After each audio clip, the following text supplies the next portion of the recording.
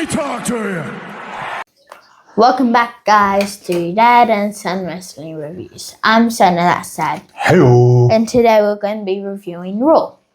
Before we kick into that, though, we're going to just a little bit from the Bible. Jesus said, "Come to me, all of you who are weary and carry heavy burdens, and I will give you rest." Matthew 11, verse 28. There's an invitation from Jesus to be in relationship with him and no longer walk through this world without support, without... and when he says he gives you a rest, it's a different type of rest. So it's an anxious and heavy world that we live in. And the rest that he can give you is knowing that he carries that burden with you. If you share it honestly through faith and through prayer, he will carry it with you and he'll be with you with every step of the way. He doesn't say there won't be moments that you will still feel these things, but you will have him side by side with the Holy Spirit walking you through these moments. And that's what's going to give you strength and gives you rest at the very deepest parts of your soul. And I think that's important for everyone to know as we live in a world right now that goes a million miles an hour. Stress, anxiety, no matter where you live in the world, even in somewhere as privileged as we are as Australia, we all know, there's cost of living crises, huge cultural changes and stuff like that. They can all feel overwhelming and daunting and stuff as well. And Jesus gives us the invitation to walk with him and give our souls a rest from those things and to carry those burdens with you. And I think it's just a beautiful invitation that anybody can take on. And if you want to know more about that invitation, the Rocks, Baldivis, Cannington, jump on board, get to know. There'll be a link at the end. It'll be sitting just above Boy's head there. Click on it, and there's plenty of content there from people who are much better at explaining it than me. I'm a bit of a meathead. Mm-hmm. So they're a little bit theology-wise a lot better at explaining these things. And a bald head. Yeah, pretty thin up there these days. So yeah, there's an invitation there. There'll also be a link in the description too. But or even best yet, pick up a Bible and just start reading. And God's word will come off that page to you. I guarantee it. Shout out to Taurus BJJ. Thank you for everything you do and giving us a place to call home in terms of our athletic endeavours. And cultural-wise, great place for first responders. There'll be a link in the description for them too, if you're local and want to get to know a place where culture and community means everything, not just a few meatheads rolling around on the floor. And to Rockingham Sharks, thank you for giving a place for Honey here to do his rugby league journey. So thank you very much. On to Raw. How'd the show start, buddy? Over Femi weighed-in. Yeah, so Femi, you start and you got Triple H, Nick Pierce, and a bunch of police officers in the ring. You see the Hell in a Cell come down, goes around the ring. You have Femi. Incredible entrance. We all know if you're watching WWE product at the moment, the hottest thing in the product at the moment is Femi. They've done a wonderful job. He's charismatic as well, so it's not just, it's got to be on the right person, and he's the right person for it. Big, huge guy, way he talks, way he acts, the way he's just presents himself is amazing. He comes out. We then get Brock Lesnar out, but Brock Lesnar locks him in the cage, doesn't he? Yeah. Locks him in, playing mind games with Paul Heyman. So we never get any proper one-on-one or anything like that. We do know that Femi weighs 300 pounds because he got on the scale. 302 pounds. Yeah, 302 pounds. I don't know why we're weighing in. It's just a different thing to do instead of contract signing. And then we figure out Femi's 1 pound heavier. Yeah, so they already knew what the guys weighed anyway. And then, so that and Brock Lesnar and Paul Heyman, usual stick on the outside. Paul Heyman's Brock Lesnar's going to do this and this and this. You're locked in the cage with him, blah, blah, blah. We then get a confrontation at the cage door. Ober's like, what's going on here? Get in here, and shaking it and carrying on, rattling it. Brock Lesnar's just smiling. They head to the back. Obafemi's quite upset. He then takes it out on the police officers. Almost drops one guy on his head. That was a bit awkward. No, he nearly did a fall on Grace onto the scale. Yeah. And he's, that's just where there's a little bit of inexperience still a little bit, because he's still quite new in his career and stuff like that. So that'll be something they work on. You could see on his face he was not happy with a couple of the things that happened in terms of like his own performance when it come to that. Like I think he knew like, oh shit, I almost dropped this guy on his head. So, but yeah, that was the beginning of the show. Hot was great. Obafemi looked like a beast again. Brock Lesnar looked like he was kind of cowering and not wanting to do anything, which is the storyline they're going with on this one. And yeah, great start to Raw. Where we go next, mate? Vision versus Alpha Academy. What would you rate this match, mate? 3. 3. But Alpha Academy, they're a fan favourite. People wanted to see them. They continued a little bit of that storyline with Otis and Maxine Dupree. Real cringe. I don't like these sort of storylines. I think it's real cringy. So, yeah, not a big fan of that one. But Vision gets the win. I think it was Austin Theory. They got the pin, wasn't it? Yeah. Bron Breaker's being wasted in this. I don't know if they're in a holding pattern or if they just... on the dirt sheets it says that he's actually getting kind of angry. Yeah, and so that should. Like he was at the title picture and now he's just been brought down. And I'd be upset too if I was him because he was getting built up to be the next big thing and all of a sudden he slipped down because of poor creative. Nothing to do with him. Yeah, he got hurt with a hernia, but injuries happen. But he's always put in great performances. It's just the creative around him that hasn't worked. Yeah. Logan Paul did his shtick on the outside, distracting and stuff like that. You got the moment where Otis and Gazawa looked like they were a chance, that hope moment, but you knew they weren't going to change the titles. I honestly thought this match was going to be a SummerSlam match, but they did it on Raw. It's probably going to be a SummerSlam match. They might run it back, who knows? But or you might get the Street Profits pop out and take them on. I think they're staying for Bianca Belair's baby. Fair enough. I would too if I was, if you can take some time off to be a dad, yeah, why not? That's what you're doing right now. What would you made of the match 3? Yeah. Yeah, just I don't know where they're going with the Vision full time. Austin Theory looks like to be the centre of attention in this team at the moment, which is contrary to what it was originally. And then he's still got Bronson Reed to come back, so maybe it goes back up. Who knows? But at the moment, rubbish. Yeah, I hope Braun Breaker. I would actually ask for my release. No, he's not going to. Like when we lose, when they lose the titles, I'll just ask for a release. Fair enough. If that's how strongly, I know if he went out on the outside, AEW would bring him up. TNA would want money. New Japan would throw money at him. He'd get plenty of work. But I do think he fits the WWE product perfectly. He's being developed there, really. Where do we go next, mate? A hype video for Chad Gable. Oh, yeah. Just Chad Gable's redemption story. How he vowed to get the title. That drove him nuts. He was then mean to his mates in the Alpha Academy. Then went even crazier, put the mask on to have a go at luchadors. Then eventually ended up building a respect for him and the love of the luchador style. And after losing his mask, he wants to be redeemed. He's and getting that title back is going to be what redeems him in front of his home crowd of Minnesota. And what do we hit to next?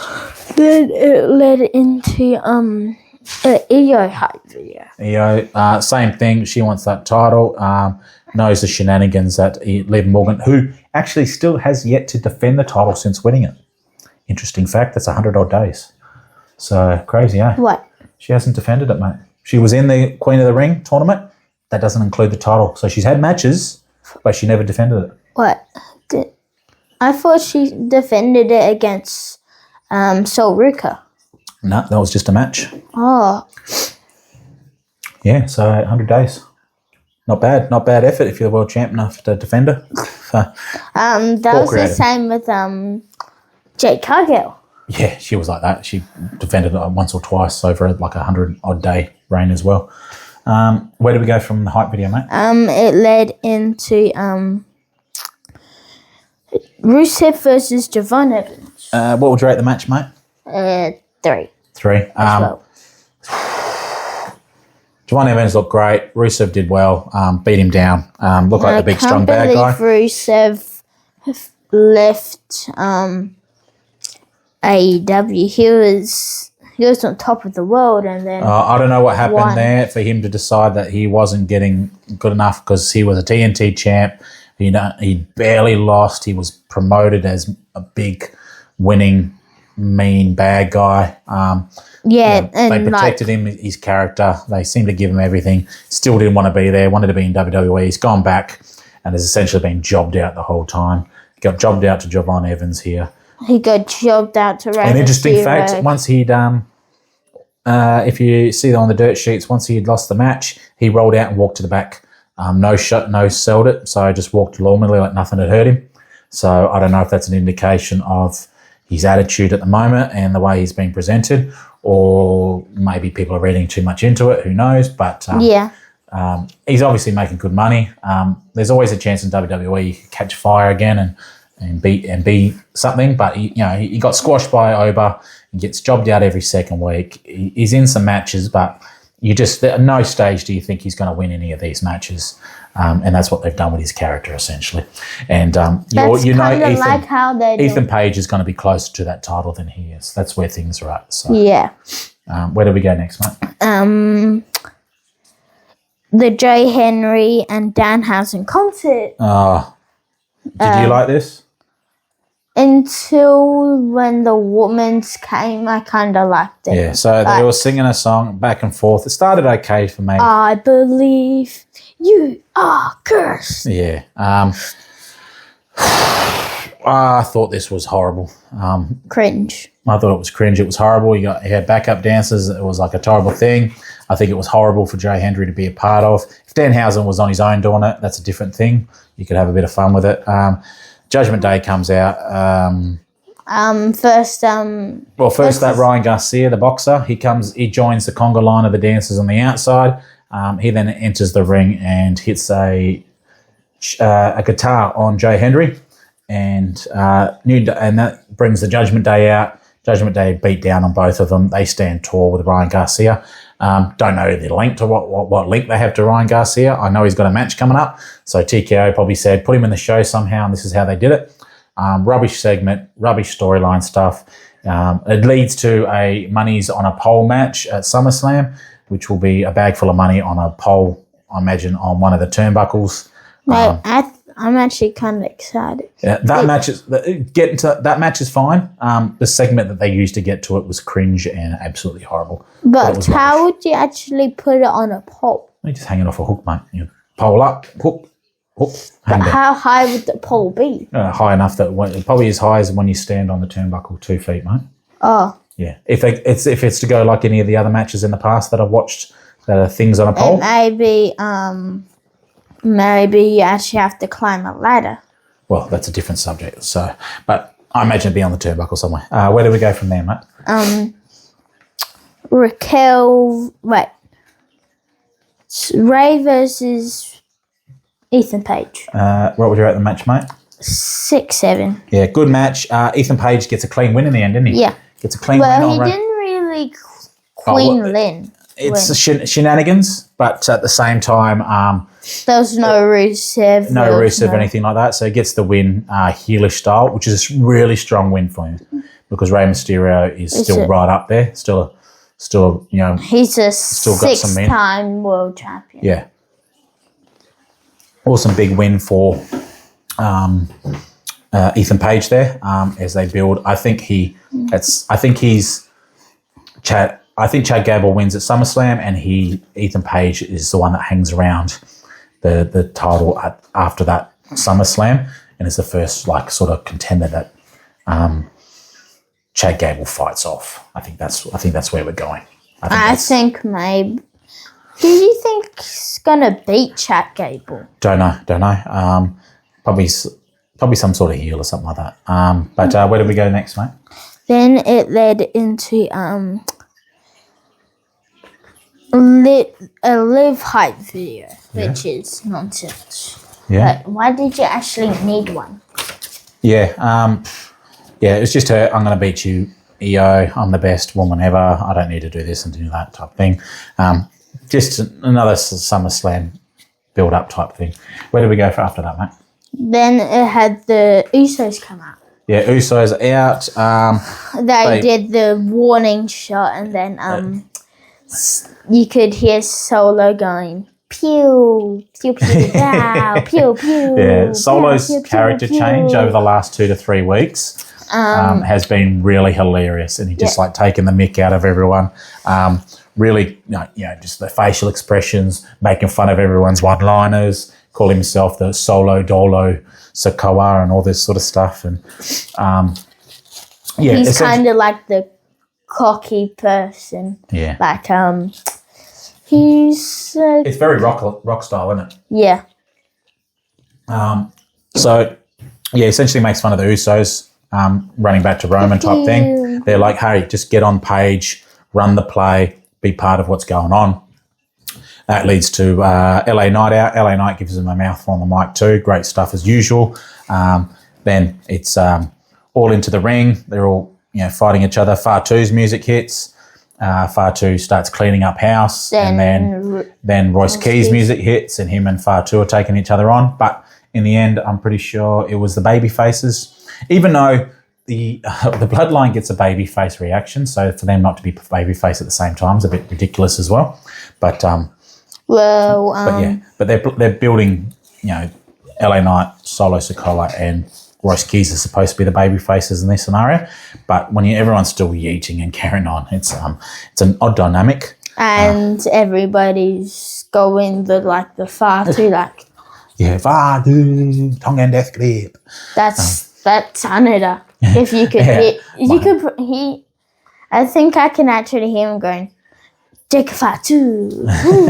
So great segment. I am looking forward to this trio match. I hope it's probably going to be one of the best. If they give them some time, this will be one of the better matches. I hope it's not like the Vision and ISHO Speed thing. I thought that was at least going to be good, but then it just turned out as trash.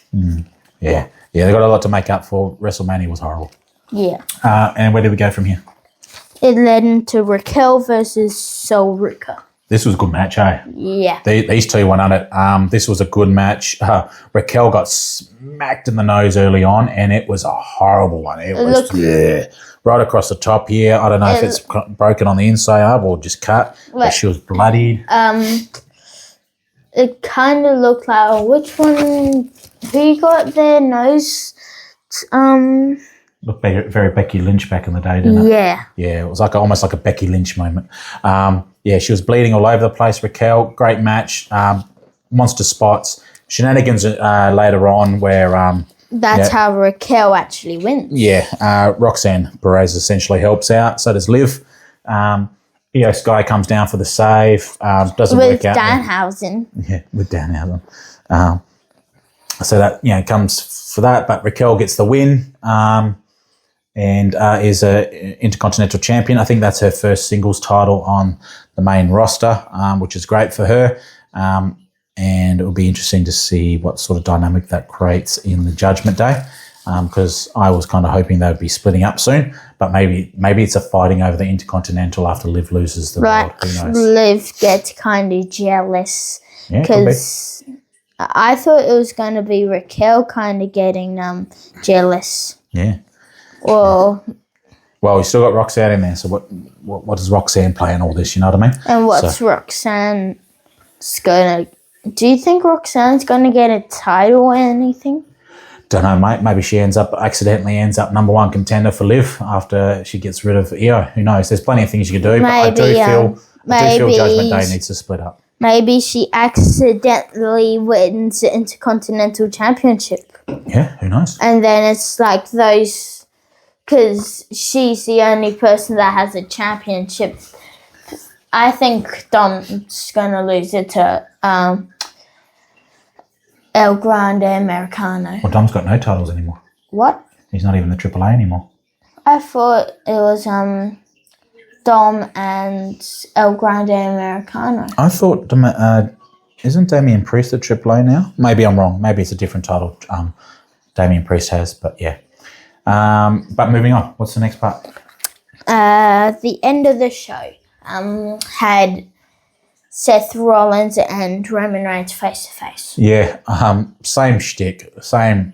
Brother me, brother dude. Yeah. Doing the same haircut, doing the same beard. Again, I'm better than you. You'll never be as good as me. Type stuff. Brother. Yeah, it was, but on this occasion, it was Roman Reigns. Roman Reigns that stood tall when the punches flied at the end. And then he actually hit Seth Rollins in the back of the back of with the chair. With the chair. As a callback to the WrestleMania and to the Shield breaking up thing. It's going to be a great match. Didn't the Shield reunite, then just break up again? Yeah, just before John Moxley left. So I think they were trying to get John Moxley to stay by doing it type thing as well. Yeah. Because he hadn't signed yet. I think that was their way. They're trying it. Yeah. Kind of like Tekla, because they put the title on her so she could stay. I don't know. I don't know if she would have had as much interest from WWE, mate. Not sure, but probably. But she's had a great title. Tekla had a great title run. She'll be thereabouts again soon enough, I imagine. So maybe even Clark Connor wins the championship, and those two. They may have got intergender championships elsewhere. When you have a man and a woman tag type thing. Yeah. So who knows? What would you rate Raw overall, mate? 6-7. Yeah, a little bit down. No, not 6-7. Probably putting it down to 2. Yeah, not as good as the last few weeks. It was the go home for SummerSlam, which is a bit disappointing, but hope SmackDown's good. Yeah, there's more hope still. You've got SmackDown coming up, Dynamite as well. So it's a good week of wrestling happening, and then SummerSlam. 2 day. Don't know how we're going to get through it. Hopefully it's a lot better than WrestleMania. Yeah. But as always, thank you. God bless you. Can't say thank you enough for everyone that likes and subscribes. There'll be a little R for the rocks on top of boy's head there. Click on it if you want to get to know about Jesus. Other than that, thank yous. God bless. Anything from you, big guy? Bang.